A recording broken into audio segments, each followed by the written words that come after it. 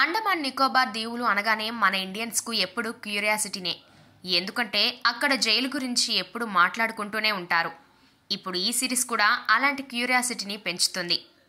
ఎక్కడో విసిరేసినట్లు ఉండే ఈ దీవిలో కరోనా లాంటి మిస్టీరియస్ డిసీజ్ వస్తే పరిస్థితి ఏంటన్నదే ఈ కథ. ఇలాంటి కథలు హాలీవుడ్ వాళ్లకు కొత్త కాదు, కానీ ఇప్పుడిప్పుడే ఇలాంటి జోనర్లను ట్రై చేస్తున్నాయి ఇండియన్ సినీ ఇండస్ట్రీస్.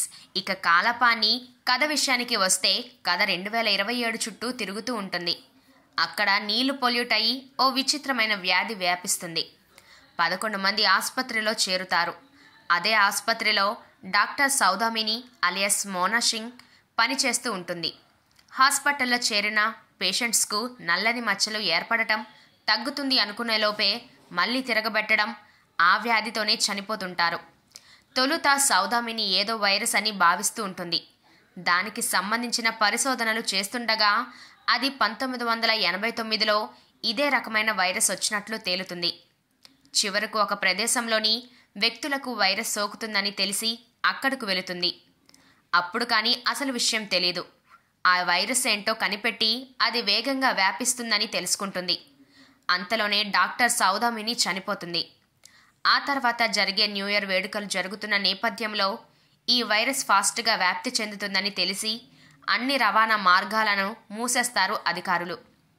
అప్పుడు సంతోష్ అలియాస్ వికాష్ కుమార్ దంపతులు అండమాన్కు తమ పిల్లలతో వస్తారు.